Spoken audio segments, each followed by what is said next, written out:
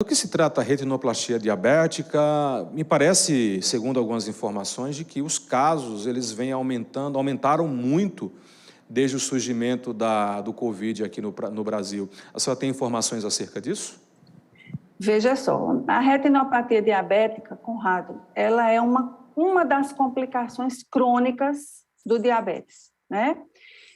A retinopatia diabética é um termo que engloba as alterações que acontecem dentro do olho como uma complicação lenta e progressiva do diabetes. Então, é uma doença que ela tem predileção pelas artérias e veias, né, da retina, e ela vai se instalando ao longo dos anos, de uma forma inicialmente sem produzir qualquer sintoma, né?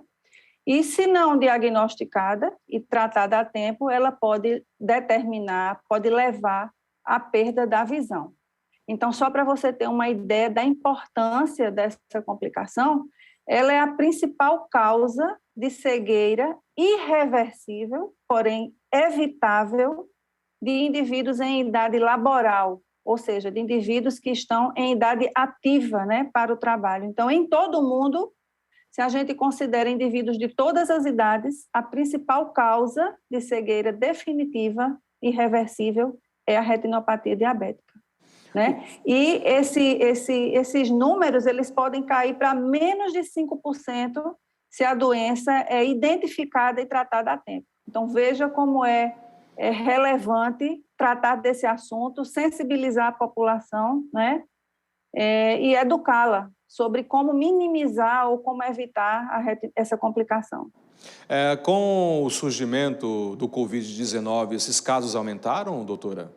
Veja só, o que o Covid-19 fez? Né? O Covid-19 afastou as pessoas da assistência em saúde, né? Então, existem trabalhos que mostram que durante vários meses de 2020, aqueles diabéticos que, né, eram assistidos deixaram de procurar os serviços de saúde, deixaram de controlar a sua doença, né, deixaram de ser diagnosticados com retinopatia diabética, além de uma possível influência da infecção sobre essa complicação. Eu acho, na minha maneira de ver, né, o que ainda foi mais determinante foi esse afastamento das pessoas da assistência, né, pela própria conjuntura que se estabeleceu no nosso país, né? As pessoas eram orientadas a não sair de casa e isso fez com que elas se afastassem dos cuidados habituais. Muito bem. Não houve nenhum problema, alguma prescrição, digamos assim, negativa em relação às pessoas de diabetes que tomaram a vacina. Não tem nada de complicação? Não. Nenhuma notícia nesse sentido, não. Muito bem. Pelo menos do meu conhecimento, tá certo? Certo. Existe mais essas questões de problema que podem surgir problemas irreversíveis na visão, são mais do pessoal que é portador de diabetes, da diabetes nível 2, doutora? Não, veja só. A retinopatia diabética, ela acomete cerca de 35% dos diabéticos, tá? Se nós fizermos essa divisão em diabetes tipo 1 e diabetes tipo 2, nós diríamos que sim, que ela é bem mais frequente entre os diabéticos tipo 1, certo? Então, dentre os diabéticos tipo 1, ela acomete cerca de 70% dos diabéticos. Entre os diabéticos tipo 2, ela acomete cerca de 35%. Só que os diabéticos tipo 2 são muito mais numerosos, há muito mais diabéticos tipo 2 do que diabéticos tipo 1. Então, termina, né, sendo muito relevante, ainda que ela acometa em menor frequência o diabético tipo 2, isso termina sendo muito relevante porque o contingente de diabéticos tipo 2 é muito maior. Doutora Isabela, quais são os cuidados que a senhora recomenda aos pacientes portadores de diabetes para evitar chegar numa situação dessa de uma possível cegueira ou problemas na visão decorrentes da diabetes? Primeiro ponto é um controle rigoroso dos níveis de glicose no sangue, dos níveis de açúcar no sangue, certo? Porque esse é o principal fator de risco modificável que a gente pode intervir, né? existem fatores que a gente não pode intervir, como é o tempo de doença, tá certo? Então, quanto maior o tempo de doença, tempo em que a pessoa é diabética, seja há 10 anos, 15, 20, 30, quanto maior o tempo de doença, mais chance essa pessoa terá de vir a apresentar retinopatia diabética. Só que isso a gente não pode modificar. Mas a gente pode modificar, sim, o controle do diabetes. Então, um controle rigoroso dos níveis de açúcar do sangue, controle da hipertensão arterial, porque a hipertensão arterial descontrolada, ela se soma ao diabetes como um fator muito relevante para que aconteça a retinopatia. Então, controle do açúcar, controle da hipertensão arterial, controle dos níveis de gordura no sangue, tá certo? E a ida regular ao endocrinologista para verificar tudo isso e ao oftalmologista, tá certo? Então, veja só, a recomendação é que todo diabético tipo 2, já na época do seu diagnóstico, ele seja submetido a um exame oftalmológico para o diagnóstico da retinopatia. Por que isso? Porque muitas vezes o diabético tipo 2, ele é diabético há vários anos e não sabe, porque as manifestações do diabetes tipo 2, elas são mais brandas, são diferentes das manifestações do diabetes tipo 1. Então, veja, além daquelas recomendações do controle de tudo, fazer uma avaliação oftalmológica desde o início para o diabetes tipo 2. E veja, Conrado, não é qualquer avaliação oftalmológica, não é simplesmente o exame de vista para ver o grau do óculos, tá certo? Isso não resolve. Por quê? Porque muitas vezes a retinopatia diabética, até fases avançadas, ela é assintomática. Então, não vai ser identificada pelo exame de grau de óculos, tá? É preciso fazer um exame com a pupila dilatada, um exame de fundo de olho, porque é esse exame que vai permitir a identificação da retinopatia. Então, dentre as recomendações, além do controle da doença, a ida ao oftalmologista, né?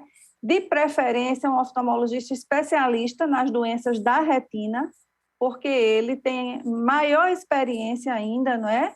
Em fazer esse diagnóstico, mas não é para esperar por isso, não. É para ir para qualquer oftalmologista. Se não for possível ir a um especialista, ir ao oftalmologista que esteja mais ao alcance do paciente, porque mesmo que ele não seja especialista nas doenças da retina, ele deverá fazer o exame de fundo de olho para identificar a doença. Doutora, a senhora praticamente falou que tem muitos casos que a doença ela já está ali no organismo, está no paciente, mas ela é silenciosa. Mas tem alguns fatores, alguns sinais que eu deva ficar atento para ter esse olhar de que possivelmente está surgindo ali um diabetes no meu organismo? Conrado, você está falando do diabetes tipo 2, é isso, né? Sim, sim, Bom, sim. O diabetes tipo 2, ele é mais comum em pessoas que estão acima do peso, em pessoas sedentárias, né? Em pessoas depois dos 50 anos, pessoas hipertensas. Então, é esse o cenário, né, do diabetes tipo 2. Pessoas que estão com sua saúde, de um modo geral, desregulada, pessoas que não têm hábitos saudáveis, né? Pessoas acima do peso, hipertensas e sedentárias. Então, esse é o perfil, em geral, do acometido pelo diabetes tipo 2, tá certo? Tem algumas pessoas, Como? doutora, desculpe ter lhe interrompido, que dizem, Não, pode mas falar, eu não tenho histórico de familiares com diabetes, então eu não vou ter diabetes. Isso é um erro gravíssimo pensar assim, não é, doutora? Gravíssimo, um erro gravíssimo. E o diabetes tipo 2, ele é uma doença sorrateira, ali, silenciosa. Então, se a pessoa não tem o hábito, né, de fazer os exames de rotina, fazer aqueles anualmente, fazer um check-up, né, fazer um hemograma, ver como é que está os níveis de glicemia, ver como é que está a pressão, exames básicos, né? Se essa pessoa não tem essa rotina, ela pode ser diabética já há vários anos e não saber, tá certo? Então, o exame de fundo de olho, Conrado, ele tem ainda essa utilidade, tá certo? Além de identificar a retinopatia diabética, ele ajuda o clínico, tá certo? Ele ajuda o clínico a saber se essa pessoa é diabética há vários anos. Por quê? Se essa pessoa já tem alterações na retina, ela é diabética há pelo menos 5 anos, tá? Porque a retinopatia diabética ela não costuma acontecer antes dos 5 anos. Então, serve para isso também, para balizar, né, para orientar o endócrino sobre o tempo de evolução da doença. Muito bem. Doutora, muito obrigado pela sua participação aqui no nosso programa e esperamos que o evento que irá acontecer aqui no próximo mês, né, que vai contar também com a sua participação, 6 de outubro, vai ser um evento virtual.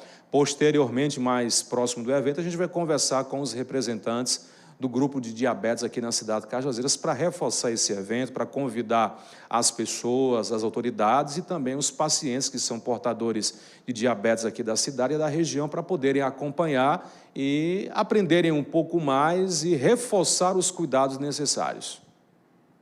Ok, muito obrigada, Conrado, pela participação e convido a todos, né, não percam o evento, nós utilizaremos uma linguagem simples, acessível, será uma explicação bem ilustrada, com o objetivo realmente de alcançar aqueles que precisam, né, se informar sobre essa importante complicação do diabetes. Bom dia a todos e muito obrigada pela atenção.